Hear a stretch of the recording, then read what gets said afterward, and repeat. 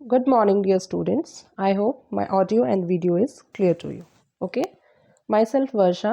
I am a bio teacher and we are going to start life process. Okay. Life process इस chapter से आप basically क्या समझते हैं? मतलब हमारी लाइफ में जितने भी तरीके के डिफरेंट डिफरेंट प्रोसेसेस होते हैं, लाइक फॉर एन एग्जांपल हमारा न्यूट्रिशन, हमारा डाइजेशन, ब्रीदिंग, रेस्पिरेशन, एक्सक्रीशन, सारे प्रोसेसेस हमारे इसमें इंक्लूड होते हैं. अगर हम लोग फर्स्ट इसमें हमारे डेफिनेशन की बात देखें, येस यू कैन सी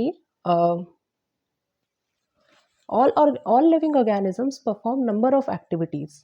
हमारे जितने भी सारे लिविंग ऑर्गेनिजम्स हैं वो large number of activities perform करते हैं for the maintenance of their life, such as digestion, respiration, circulation, reproduction. अगर हम डाइजेशन की बात करें, लाइक फॉर एन एग्जांपल, अगर हम राइस, जैसे कि आप फॉर एन एग्जांपल आप राइस कंसिडर करते हैं. राइस हमारा एक कार्बोहाइड्रेट है. अगर हम उसको ब्रेक करेंगे तो फिर वो हमारा नॉर्मल सिंपलेस्ट स्टार्च या ग्लूकोज में कन्वर्ट हो जाएगा. एक कार्बन डाइऑक्साइड का मॉलिक्यूल प्लस वाटर प्लस आपकी एनर्जी रिलीज होगी. वही एनर्जी आपकी ब्लड की हेल्प से पूरी बॉडी में ट्रांसफ़र होगी. उस एनर्जी से आपको क्या मिलेगा? फर्दर आपको काम करने के लिए एनर्जी मिलेगी, आपको एक्टिव फील होगा. तो कहीं ना कहीं मतलब कि आपका डाइजेशन, नेक्स्ट आपका रेस्पिरेशन से मतलब रेस्पिरेशन, सर्कुलेशन, रिप्रोडक्शन, ये सारे आपके ऐसे प्रोसेसेस हैं जो कि आप कंट्रोल करते हैं under life processes. Okay. Such activities of life called as life process. इसमें अगर आप प्रॉपर डेफिनेशन की बात करें, the basic function perform by living beings to sustain themselves are called life process.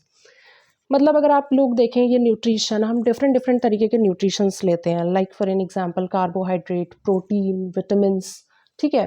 ये सब हमारे न्यूट्रिशन हम क्यों लेते हैं? क्योंकि हम अपनी लाइफ में सस्टेन करने के लिए, लाइफ में हम जिंदा रहने के लिए अगर हम खाएंगे पिएंगे प्रोटीन्स, ये हमारे बॉडी बिल्डिंग फूड्स. ठीक है. कोई भी सेल्स हमारी अगर डैमेज हो गई उसको रिपेयर करने के लिए, तो हम ये सब मतलब अगर हम न्यूट्रिशन लेंगे हमें एनर्जी मिलेगी तभी हम काम कर पाएंगे. तो हमारा न्यूट्रिशन लेना, फर्दर उसको बॉडी में डाइजेस्ट कराना, उसके बाद ये सारे प्रोसेसेस हमारे लाइफ में बहुत ज़रूरी होते हैं. ठीक है. Without this we can consider as a human being, या फिर हम एक लिविंग ऑर्गेनिज्म की तरह कंसिडर नहीं करे जाएंगे. ओके. उसके बाद हमारा नेक्स्ट स्टेप, नेक्स्ट स्लाइड आप देख सकते हैं, मेटाबॉलिज्म. मेटाबॉलिज्म इज मतलब मेटाबॉलिज्म एक टर्म का मीनिंग ये होता है कि वेरियस केमिकल रिएक्शंस हमारी बॉडी में, हम human beings as you all know we are made up of multiple cells. हम हायर ऑर्गेनिजम्स हैं, यूकैरियोट्स हैं, प्लस हम मल्टीपल सेल्स से बने हुए हैं. We are multicellular organisms. हमारी बॉडी में बहुत डिफरेंट अलग अलग तरीके के केमिकल रिएक्शंस साइमल्टेनियसली परफॉर्म होते हैं. Various chemical reactions takes place within the cells of organism during these vital activities. जब ये वाइटल एक्टिविटीज़ हमारी बॉडी में परफॉर्म हो रही होती हैं तब थाउजेंड्स ऑफ केमिकल रिएक्शंस हमारी बॉडी में परफॉर्म होते हैं. इन्हीं को हम कहते हैं बायोकेमिकल रिएक्शंस. मेटाबॉलिज्म बेसिकली, अगर हम लोग मेटाबॉलिकली एक्टिव हैं, अगर आप किसी भी ऑर्गेनिज्म को अगर आप मेटाबॉलिकली एक्टिव कह रहे हो, दैट मीन्स कि मतलब वो टोटली मतलब एक एक्टिव ऑर्गेनिजम्स में मतलब कहीं ना कहीं वो एक कैरेक्टरिस्टिक फीचर्स है लिविंग ऑर्गेनिज्म का. ओके.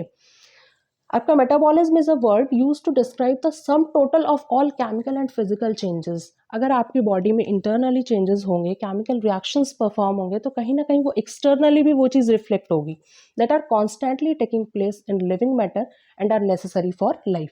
हमारे लिविंग मैटर मीन्स हमारे लिविंग ऑर्गेनिजम्स में कॉन्स्टेंटली ये हो रहे होते हैं और ये हमारी लाइफ के लिए ज़रूरी होते हैं. Metabolic pathways are basically of two types. हमारे मेटाबॉलिज्म बेसिकली हम दो तरीके के मेटाबॉलिज्म पढ़ते हैं. फर्स्ट आपका anabolic pathway and next is your catabolic pathway. Anabolic pathway में क्या होता है कि एनर्जी का यूज़ होता है. लाइक फॉर एन एग्जाम्पल, अगर हम एक एग्जाम्पल कंसिडर करें, लाइक फोटोसिंथेसिस. हम फोटोसिंथेसिस में हमारा normal carbon dioxide molecule and water molecule को यूज़ करके हम लोग हमारा ग्लूकोज बनाते हैं. प्लांट्स हमारा ग्लूकोज बनाते हैं. उसको ग्लूकोज को जितना यूज़ करना होता है वो करते हैं, फर्दर वो उस चीज़ को स्टोर कर लेते हैं. साथ ही साथ ग्लूकोज के साथ हमारा उसमें ऑक्सीजन का मॉलिक्यूल भी रिलीज होता है जो कि फर्दर हमारे एनवायरनमेंट में रिलीज हो जाता है फॉर आर ब्रीदिंग प्रोसेस. ठीक है. हम उसको इनहेल करते हैं, ऑक्सीजन को हम इनहेल करते हैं और कार्बन डाइऑक्साइड को हम एक्सेल करते हैं. एनाबॉलिज्म में फोटोसिंथेसिस इटसेल्फ वो एक वर्ड एक्सप्लेन करता है मीनिंग को. फोटो मीन्स होता है लाइट, सिंथेसिस मीन्स होता है सिंथेसाइज होना, चीज़ें बनना, फॉर्म होना. ओके. तो एनाबॉलिक पाथवे या एनाबॉलिज्म में मतलब क्या होता है, एनर्जी यूज होके चीज़ें बनती हैं। कार्बन डाइऑक्साइड और वाटर मॉलिक्यूल यूज होके उसमें आपका ग्लूकोज बनता है। अगर किसी प्रोसेस में चीज़ें आपकी सिंथेसाइज हो रही हैं, बन रही हैं, that means you should consider it under a anabolic process. और सेकेंडली आपका कैटाबॉलिक प्रोसेस। कैटाबॉलिक प्रोसेस में आपका चीज़ें ब्रेक डाउन होती हैं। Break down means for an example आप रेस्पिरेशन ले सकते हैं।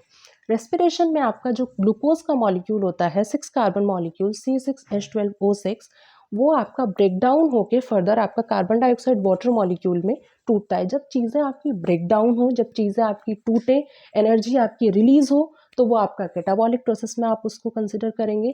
और आपके एनाबॉलिक प्रोसेस में अगर चीज़ें आपकी बने, चीज़ें आपकी फॉर्म हो, सिंथेसिस हो, तो आप उसको एनाबॉलिक प्रोसेस में कंसिडर करेंगे। ओके, ये दोनों डिफरेंस याद रखना है कि एनाबॉलिक प्रोसेस में आपकी एनर्जी का यूज़ होता है, चीज़ें बनती हैं, और कैटाबॉलिक प्रोसेस में आपकी एनर्जी रिलीज होती है, चीज़ों का ब्रेक डाउन होता है। इसमें आप बेस्ट एग्जाम्पल फोटोसिंथेसिस और रेस्पिरेशन, ये सब एग्जाम्पल्स कंसिडर कर सकते हैं।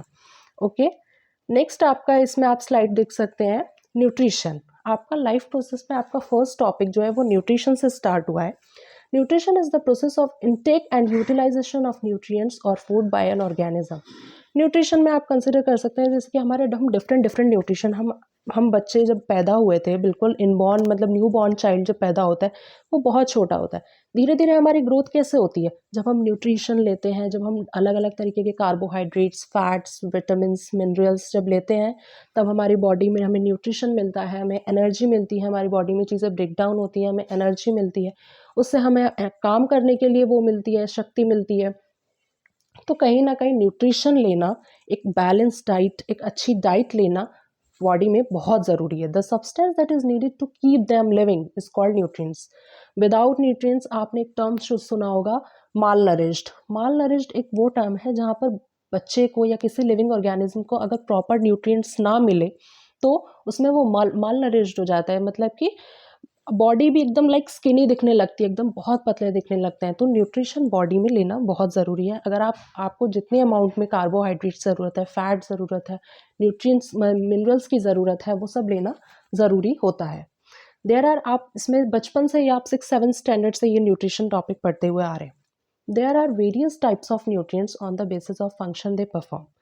हम डिफरेंट डिफरेंट न्यूट्रिएंट्स जो लेते हैं उन सबके फंक्शंस अलग अलग होते हैं। ओके, अगर हम एनर्जी फूड की बात करें, कार्बोहाइड्रेट्स एंड फैट्स, बेसिकली हमारे जितने भी एथलीट्स होते हैं, स्पोर्ट्स में जो लोग एंगेज रहते हैं, स्पोर्ट्स पर्सन्स जो होते हैं, वो ज़्यादातर हमारे एनर्जी फूड्स का इंटेक करते हैं। उससे क्या होता है, हमें इंस्टेंट एनर्जी मिलती है। ठीक है, उसके बाद नेक्स्ट है आपका body building foods. Body building foods, proteins and minerals. Proteins का हमारी बॉडी में मेन रोल होता है। जो सेल्स हमारे डैमेज हो जाती हैं या जिन सेल्स को हमें रिपेयर करने की ज़रूरत पड़ती है उसमें मेन रोल हमारा प्रोटीन का होता है। ठीक है, प्रोटीन का इंटेक करना बहुत ज़रूरी है। प्रोटीन हो गया, कार्बोहाइड्रेट्स हो गया। कार्बोहाइड्रेट्स में जैसे कि फॉर एन एग्जांपल आप ले सकते हैं, राइस हो गया, व्हीट हो गया। कार्बोहाइड्रेट्स का अगर हम बहुत ज़्यादा एक्सेस में इंटेक करेंगे तो ओबेसिटी के इश्यूज भी आ सकते हैं। तो कार्बोहाइड्रेट फैट्स हमें लिमिट्स में ही लेने चाहिए। उसके बाद आपका नेक्स्ट है regulating foods, vitamin and minerals. आपने बचपन से ही पढ़ा होगा कि विटामिन हमारे डिफरेंट डिफरेंट तरीके के विटामिन होते हैं, like vitamin A, vitamin B, vitamin C. तो हमें विटामिन डी, आप विटामिन डी जानते हैं कि हमारा मेन सोर्स विटामिन डी का हमारा सन है। सनलाइट से हमें विटामिन डी मिलती है। विटामिन सी, हमारे जितने भी सिट्रस फ्रूट्स होते हैं उनसे हमें विटामिन सी मिलती है। ठीक है, तो ये जितने भी आप विटामिन की सब कैटेगरीज पढ़ रहे हैं ना, इनका भी अलग अलग रोल होता है। अगर जो किसी को हमें चोट लग जाती है, मतलब अगर किसी की बॉडी में विटामिन सी बहुत अच्छे अमाउंट में होगा ना, तो हीलिंग बहुत जल्दी होती है।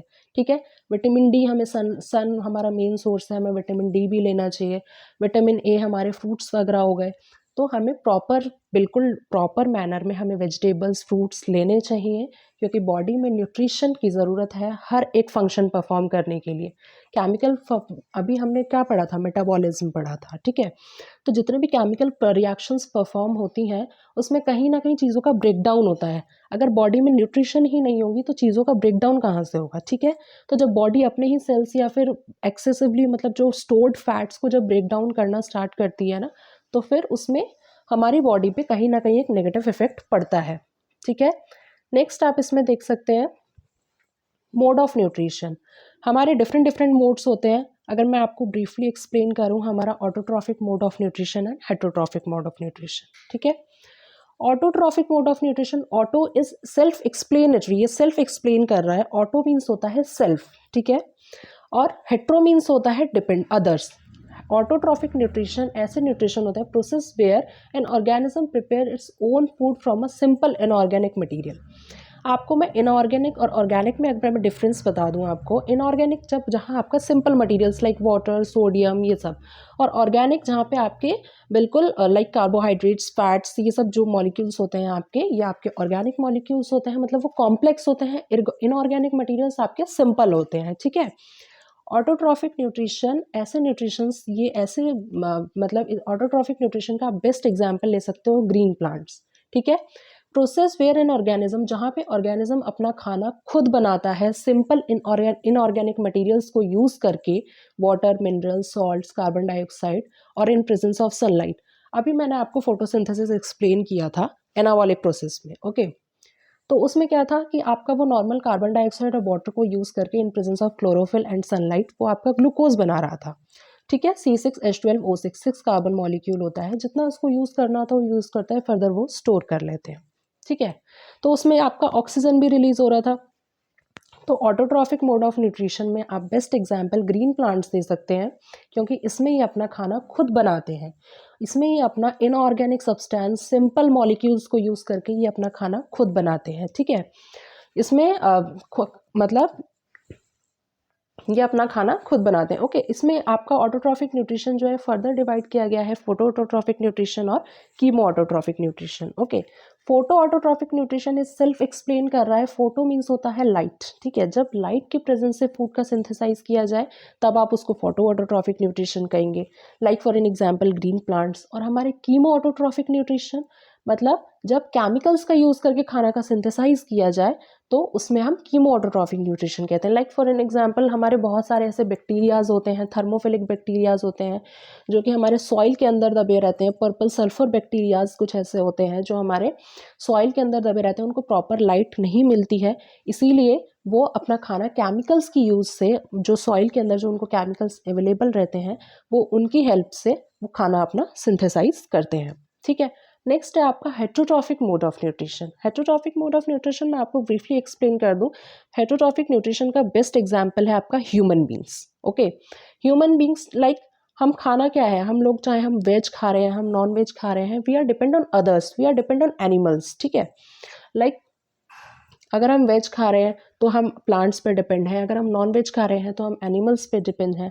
ये आपका फर्दर डिवाइडेड है parasitic mode of nutrition, saprophytic mode of nutrition and holozoic mode of nutrition. Parasitic मतलब कि जो पैरासाइट्स होते हैं, leech, mosquitoes. Saprophytic like fungi जो हमारे डेड एंड डिकेइंग पर फीड करते हैं। Holozoic mode of nutrition like जहाँ से हम खाना बाहर से लेते हैं, फर्दर डाइजेशन प्रोसेस हम खुद करते हैं, ओके। Thank you.